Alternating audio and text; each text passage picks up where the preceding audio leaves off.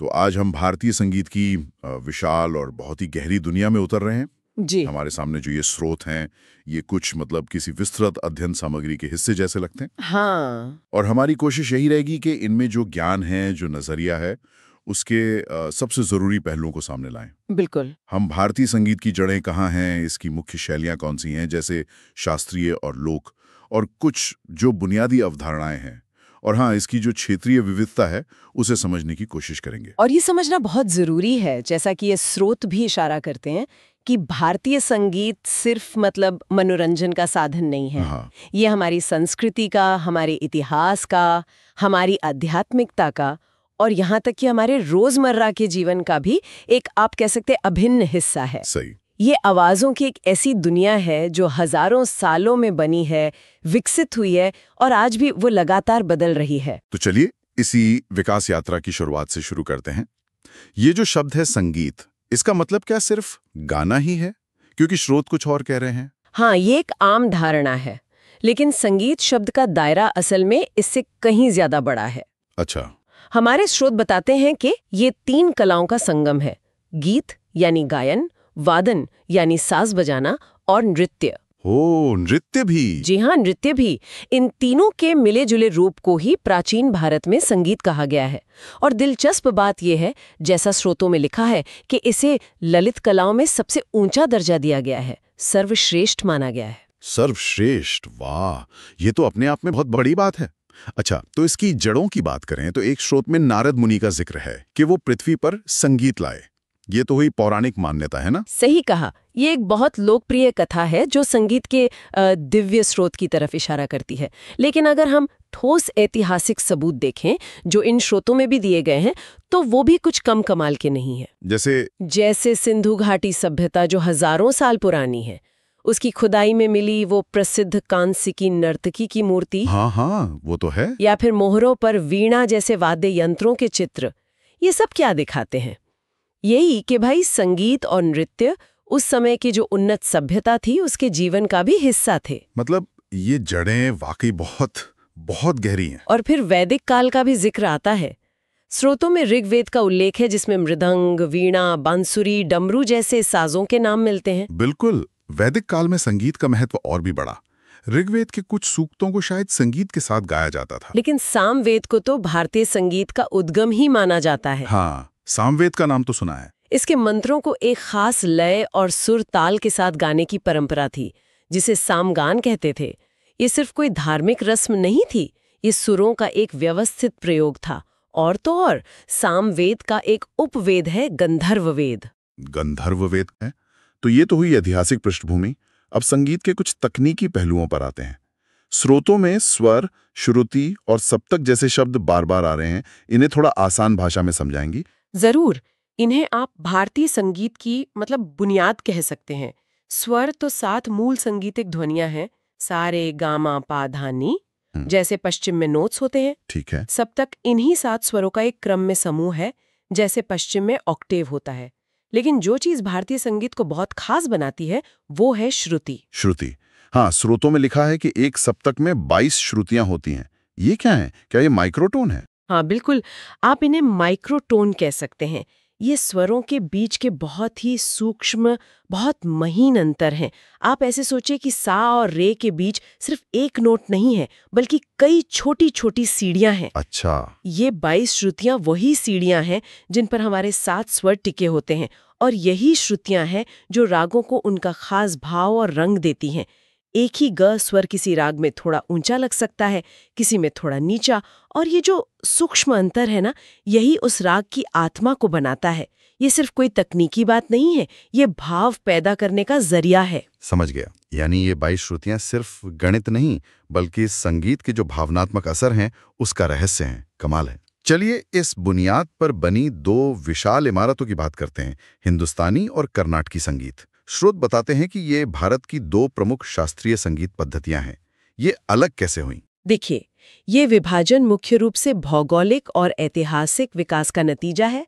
मोटे तौर पर अगर देखें तो 13वीं-14वीं शताब्दी के आसपास उत्तर भारत में फारसी और अरबी संगीत का प्रभाव पड़ा और वहाँ की स्थानीय परंपराओं के साथ मिलकर एक नई शैली बनी जिसे हिंदुस्तानी संगीत कहा गया। अच्छा। वहीं दक्षिण भारत में संगीत अपनी पुरानी जड़ों से ज्यादा जुड़ा रहा और बाहरी प्रभाव कम होने की वजह से एक अलग शैली के तौर पर विकसित हुआ, जिसे हम कर्नाटकी संगीत कहते हैं। जड़ें दोनों की एक ही हैं, पर रास्ते थोड़े अलग हो गए। दिलचस्प। तो पहले हिंदुस्तानी संगीत को समझते हैं। स्रोतों के मुताबिक इस पर फारसी और अरबी असर साफ है। इसकी मुख्य पहचान क्या है? हिंदुस्तानी संगीत की सबसे बड़ी विशेषताओं में से एक है इसकी राग प्रणाली का समय और ऋतु से जुड़ा होना। हाँ, ये तो सुना है। मतलब हर राग को गाने बजाने का एक तय समय या मौसम होता है। जैसे राग भैरव सुबह का है, यमन शाम का, और ये माना जाता है कि सही समय पर गाने बजाने से राग का असर ज्यादा होता है। अच्छा। दूसरी अहम बात, जैसा स्रोतों में भी जोर दिया गया है, वो है सुधार यानी इम्प्रोवाइजेशन पर ज्यादा ध्यान देना। कलाकार राग के नियमों के दायरे में रहकर अपनी कल्पना से, अपनी प्रतिभा से उसे विस्तार देते हैं। जैसे आलाप करते हैं, ताने लेते हैं, बोल ताने बनाते हैं। ये हर बार की प्रस्तुति को एकदम नया बना देता है। और ये थॉट प्रणाली क्या है? श्रोत पंडित विष्णु नारायण भातखंडे का जिक्र करते हैं, इसका क्या महत्व है? जी, भातखंडे जी ने 20वीं सदी की शुरुआत में हिंदुस्तानी संगीत के हजारों रागों को समझने और सिखाने के लिए एक वर्गीकरण प्रणाली बनाई। उन्होंने रागों में लगने वाले स्वरों के आधार पर 10 मूल थाट तय किए, जैसे कल्याण, बिलावल, खमाज, भैरव, पूर्वी, मारवा, काफी, आसावरी, भैरवी और तोड़ी। 10 थाट। हाँ, ये थाट एक तरह से रागों के मूल ढांचे या स्केल जैसे हैं और हर थाट से कई राग पैदा होते हैं। ये प्रणाली रागों को सीखने और उनको व्यवस्थित करने में बहुत मददगार साबित हुई। और एक और चीज जो हिंदुस्तानी संगीत की पहचान है, वो है घराना परंपरा। ये क्या है और क्यों जरूरी है? घराना का मतलब है एक खास शैली, या आप कह लें स्कूल ऑफ म्यूजिक, जो गुरु शिष्य परंपरा से पीढ़ी दर पीढ़ी चलता है। अच्छा। हर घराने की अपनी खास गायन या वादन की शैली होती है। रागों को पेश करने का अपना एक अलग तरीका होता है। उनकी अपनी बंदिशें यानी रचनाएं होती हैं। जैसे स्रोत बताते हैं कि ग्वालियर घराना सबसे पुराना है और वो अपनी सीधी और खुली आवाज की गायकी के लिए जाना जाता है। हाँ। फिर किराना घराना है, जो स्वरों के बहुत बारीक काम और भावपूर्ण गायकी पर जोर देता है। जयपुर घराना अपनी लयकारी और मुश्किल तानों के लिए मशहूर है। आगरा घराना है, जिसमें एक दमदार आवाज और लय पर जबरदस्त पकड़ दिखती है। ये घराने संगीत की विविधता और गहराई को बनाए रखने में बहुत महत्वपूर्ण रहे हैं। ये सिर्फ शैलियां नहीं हैं, ये संगीत के ज्ञान को सहेजने और आगे बढ़ाने के केंद्र रहे हैं। समझ गया। अब हिंदुस्तानी संगीत के मुख्य गायन रूपों की बात करते हैं। स्रोत बताते हैं ध्रुपद, ख्याल, ठुमरी, टप्पा का उल्लेख करते हैं। इनमें क्या फर्क है? ध्रुपद, जैसा स्रोत बताते हैं, सबसे पुरानी और गंभीर शैली है। इसमें आलाप पर बहुत जोर होता है और ये ज्यादातर भक्ति या वीर रस वाला होता है। इसमें पखावत जैसा वाद्य यंत्र साथ देता है। ठीक। ख्याल आजकल सबसे लोकप्रिय है। इसका मतलब ही है विचार या कल्पना, और इसमें कलाकार को राग को फैलाने और अपनी रचनात्मकता दिखाने की ज्यादा छूट होती है। ये ध्रुपद से थोड़ा हल्का है। हाँ, ख्याल ज्यादा सुनने में आता है। बिल्कुल। फिर आती है ठुमरी, जो ज्यादा भावुक और श्रृंगार रस वाली शैली है। इसमें शब्दों के भावों को दिखाने पर ज्यादा जोर होता है। और टप्पा एक तेज गति वाली चुलबुली शैली है, जिसमें छोटी और घुमावदार तानों का इस्तेमाल होता है। ये पंजाब क्षेत्र से जुड़ी है। हर रूप का अपना एक अलग मिजाज है, अपना रंग है। ये तो हुई हिंदुस्तानी संगीत की दुनिया। अब जरा दक्षिण भारत की ओर चलते हैं और कर्नाटकी संगीत को समझते हैं। स्रोत कहते हैं कि इस पर बाहरी प्रभाव कम रहा। हाँ, कर्नाटकी संगीत का विकास ज्यादातर स्वतंत्र रूप से हुआ और ये अपनी पुरानी परंपराओं से ज्यादा गहराई से जुड़ा रहा। इसमें भक्ति आंदोलन का बहुत गहरा असर दिखता है। स्रोत पुरंदर दास जी का जिक्र करते हैं, जिन्हें कर्नाटक संगीत का पितामह कहा जाता है। पितामह क्यों? ये उपाधि उन्हें इसलिए मिली क्योंकि उन्होंने न सिर्फ हजारों भक्ति पद, जिन्हें देवनाम कहते हैं, रचे, बल्कि संगीत सीखने की एक व्यवस्थित पद्धति भी बनाई, जिसमें शुरुआती अभ्यास जैसे सरली वरिसे, जंट वरिसे वगैरह शामिल हैं, जो आज भी इस्तेमाल होते हैं। अच्छा। और फिर त्रिमूर्ति का जिक्र है। त्यागराज, मुथुस्वामी दीक्षितार और श्यामा शास्त्री, इनका क्या योगदान रहा? ये तीनों कर्नाटकी संगीत के स्तंभ माने जाते हैं। लगभग 18वीं-19वीं शताब्दी के आसपास के थे ये। इन्होंने मिलकर हजारों अद्भुत कृतियों की रचना की, जो आज कर्नाटकी संगीत का आधार हैं। कृतियां। हाँ, कृतियां मतलब कॉम्पोजिशंस। त्यागराज की रचनाएं भक्ति और भाव की गहराई के लिए जानी जाती हैं। दीक्षितार की रचनाएं संस्कृत में हैं और वीणा वादन की शैली से प्रभावित हैं। और श्यामा शास्त्री की कृतियां लय की जटिलता के लिए मशहूर हैं। इन तीनों ने कर्नाटकी संगीत को वो रूप दिया जो हम आज जानते हैं। तो क्या ये कहना सही होगा कि जहां हिंदुस्तानी संगीत में सुधार या इम्प्रोवाइजेशन पर ज्यादा जोर है, वहीं कर्नाटकी संगीत रचना यानी कॉम्पोजिशन पर ज्यादा आधारित है? बिल्कुल, ये एक मुख्य अंतर है, आप कह सकते हैं। कर्नाटकी संगीत में पहले से रची हुई बंदिश, जिसे कृति या कीर्तनम कहते हैं, उसको गाने बजाने पर ज्यादा ध्यान दिया जाता है। गायक या वादक उस रचना को पूरी निष्ठा और शुद्धता के साथ पेश करते हैं। अच्छा, हालांकि इसमें भी निरवल होता है, जिसमें रचना की किसी एक लाइन को लेकर लय में सुधार करते हैं, और कल्पना स्वरम होता है, जिसमें राग के स्वरों को लय के साथ गाते हैं। तो सुधार की गुंजाइश यहाँ भी है, लेकिन मूल जोर रचना पर ही रहता है। कृति कीर्तनम इसका सबसे महत्वपूर्ण और प्रचलित रूप है। और रागों के वर्गीकरण का क्या? हिंदुस्तानी में 10 थाट हैं, कर्नाटकी में स्रोत 72 मेलकर्ता रागों की बात करते हैं। ये क्या है? हाँ, कर्नाटकी संगीत की मेलकर्ता प्रणाली बहुत ही वैज्ञानिक और आप कह सकते हैं गणितीय रूप से व्यवस्थित है। ये 72 मूल राग हैं, जिन्हें जनक राग भी कहते हैं। 72? जी, 72। और इन 72 मेलकर्ता रागों से हजारों दूसरे राग, जिन्हें जन्य राग कहते हैं, वो पैदा होते हैं। ये प्रणाली इतनी सटीक है कि किसी भी राग के स्वरों के आधार पर उसे किसी न किसी मेलकर्ता के अंदर रखा जा सकता है। ये हिंदुस्तानी थाट प्रणाली से ज्यादा विस्तृत और गणितीय है। कृति कीर्तनम के अलावा कर्नाटकी के और कौन से मुख्य रूप हैं? ये अक्सर किसी संगीत सभा की शुरुआत में पेश किया जाता है और इसमें राग के आरोह अवरोह और मुख्य स्वर समूहों को दिखाया जाता है।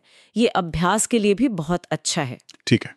तिल्लाना एक बहुत जीवंत और लय प्रधान रचना है, जो अक्सर कार्यक्रम के आखिर में पेश की जाती है और इसमें थोड़े नृत्य के तत्व भी होते हैं।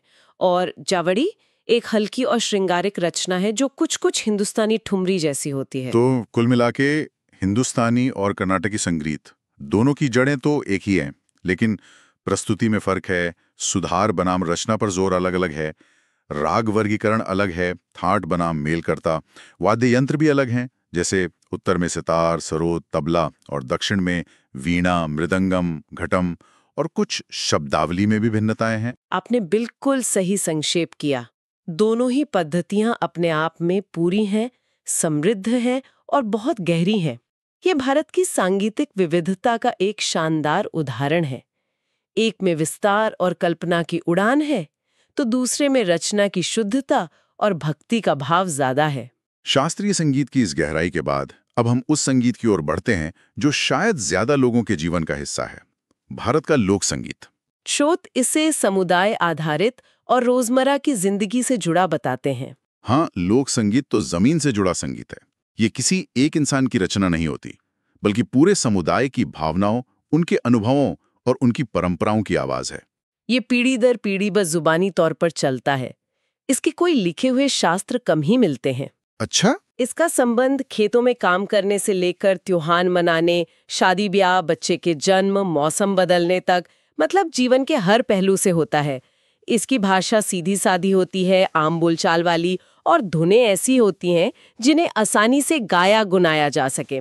इसमें शास्त्रीय संगीत जैसे कड़े नियम भले न हो, पर जीवन का सच्चा रस और ऊर्जा इसमें भरपूर होती है। स्रोत कुछ बहुत ही दिलचस्प उदाहरण देते हैं जो इस विविधता को दिखाते हैं, जैसे बंगाल का बाउल संगीत। हाँ, बाउल गायक तो बंगाल के घूमते फिरते रहस्यवादी संत जैसे हैं। वो एक तारा या दो तारा जैसा कोई साज लेकर गांव-गांव घूमते हैं और जिंदगी, प्यार और ईश्वर पर आधारित गहरे दार्शनिक गीत गाते हैं।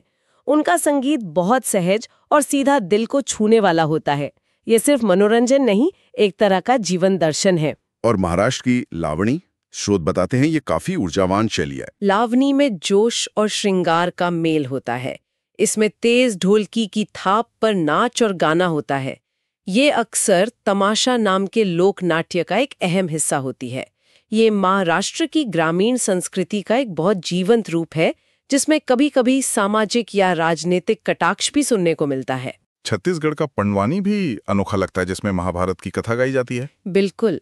पंडवानी में एक मुख्य कलाकार होती हैं, अक्सर महिला, जो हाथ में तंबूरा या करताल लेकर महाभारत के किस्सों को गाकर, अभिनय करके और बीच-बीच में बोलकर सुनाती हैं। ये एक तरह से एकल नाट्य प्रस्तुति जैसी होती है। तीजन बाई जी ने इसे दुनिया भर में पहचान दिलाई। ये दिखाता है कि लोक संगीत कैसे हमारी महाकाव्य परंपराओं को भी जिंदा रखता है। और राजस्थान का मांड? मांड राजस्थान की एक बहुत ही सधी हुई परिष्कृत लोक गायन शैली है, जो कुछ हद तक शास्त्रीय संगीत के करीब लगती है। इसमें रेगिस्तान के जीवन, राजा महाराजाओं की बहादुरी और प्रेम के गीत गाए जाते हैं। अल्लाह जिलाई बाई जैसी गायिकाओं ने इसे बहुत मशहूर किया। और भी अनगिनत रूप हैं। स्रोतों में असम के बिहू गीत, उत्तर प्रदेश की बरसात की कजरी, बच्चे के जन्म पर गाए जाने वाले सोहर यूपी बिहार का जिक्र है। ये विविधता तो अद्भुत है। निश्चित रूप से। भारत के हर कोने का अपना अनूठा लोक संगीत है। पंजाब का भांगड़ा और गिद्दा है, गुजरात का गरबा है, कश्मीर का चक्री है, दक्षिण भारत के तो अनेकों रूप हैं। यह भारत की जो सांस्कृतिक बहुरंगिता है, उसका सबसे अच्छा प्रमाण है। स्रोत लोक वाद्य यंत्रों का वर्गीकरण भी करते हैं। तत्वाद्य यानी तार वाले, जैसे एकतारा, रावणहत्ता, सारंगी। हाँ। सुशिर वाद्य यानी फूंक वाले, जैसे बांसुरी, अलगोजा, शहनाई, पुंगी। अवन्नद्ध वाद्य यानी चमड़े वाले, ढोल, ढोलक, नगाड़ा, मृदंग, डमरू। और घन वाद्य यानी ठोस, जिन्हें टकरा कर बजाते हैं, मंजीरा, करताल, घुंघरू, चिमटा। ये साज भी उतने ही विविध है जितने की गीत। लोक संगीत के बाद स्रोत सुगम संगीत यानी लाइट म्यूजिक का भी उल्लेख करते हैं। इसमें क्या क्या शामिल है? सुगम संगीत वो संगीत है जो शास्त्रीय संगीत की तरह बहुत ज्यादा नियमों में बंधा नहीं होता और आम सुनने वालों के लिए ज्यादा आसान होता है। इसमें भजन आते हैं जो ईश्वर की भक्ति में गाए जाते हैं और भारत में बहुत ज्यादा लोकप्रिय हैं। हाँ, भजन तो हैं ही। गजल है, जो मूल रूप से उर्दू शायरी की एक विधा है जिसे संगीत में ढालकर गाया जाता है। इसमें शब्दों और भावों की नज़ाकत पर जोर होता है। सामान्य गीत हैं और जाहिर है भारतीय संगीत पर छाया हुआ फिल्मी संगीत। फिल्मी संगीत तो एक ऐसी विधा है जिसने शास्त्रीय, लोक, पश्चिमी हर तरह के संगीत से कुछ न कुछ लेकर अपनी एक अलग ही दुनिया बना ली है। और कुछ खास क्षेत्रीय रूप भी हैं, जैसे बंगाल का रबींद्र संगीत। हाँ, रबींद्र संगीत गुरुदेव रबींद्रनाथ टैगोर द्वारा लिखे और संगीतबद्ध किए गए गीतों का एक बहुत बड़ा खजाना है। इनकी अपनी एक खास शैली है, अपना भाव है, अपनी दार्शनिकता है, जो बंगाल की संस्कृति का एक जरूरी अंग है। सही। इसी तरह पंजाब में गुरुद्वारों में गाया जाने वाला शब्द कीर्तन है, जो गुरुवाणी पर आधारित है और बेहद शांत और आध्यात्मिक होता है। महाराष्ट्र का नाट्य संगीत है, जो मराठी नाटकों के लिए रचा गया संगीत है और इसकी अपनी एक समृद्ध परंपरा है, जिसमें शास्त्रीयता और भावुकता का सुंदर मेल होता है। तो हमने आज भारतीय संगीत की जड़ों को टटोला, सिंधु घाटी और वैदिक काल तक पहुंचे। फिर हमने शास्त्रीय संगीत की दो महान धाराओं, हिंदुस्तानी और कर्नाटकी की विशेषताओं और बारीकियों को समझा। उसके बाद हमने पूरे भारत में फैले लोक संगीत की रंग बिरंगी दुनिया की एक झलक देखी और आखिर में सुगम संगीत और कुछ अन्य खास रूपों पर भी बात की। स्रोतों के माध्यम से यात्रा वाकई काफी विस्तृत रही। सचमुच। और इस पूरी चर्चा से एक बात तो साफ उभर कर आती है कि भारतीय संगीत सिर्फ मनोरंजन या कला का एक रूप नहीं है।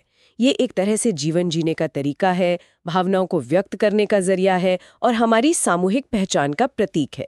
चाहे वो शास्त्रीय रागों का समय और भाव से गहरा रिश्ता हो या लोक संगीत का जीवन के हर उत्सव और अवसर से जुड़ाव हो, संगीत हमारे रग रग में बसा हुआ है। बिल्कुल। और यहीं पर एक विचार आता है जो इन स्रोतों से ही निकलता है। हमने देखा कि शास्त्रीय राग समय और भाव से जुड़े हैं, लोक संगीत जीवन की घटनाओं और ऋतुओं से।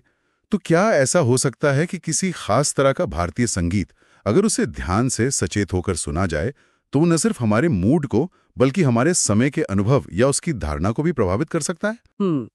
ये एक बहुत ही गहरा और सोचने वाला सवाल है। हम ये तो जानते ही हैं कि संगीत का हमारी भावनाओं पर सीधा असर होता है, मूड बदल जाता है। लेकिन क्या ये हमारे समय के एहसास को, हमारे टाइम परसेप्शन को भी बदल सकता है?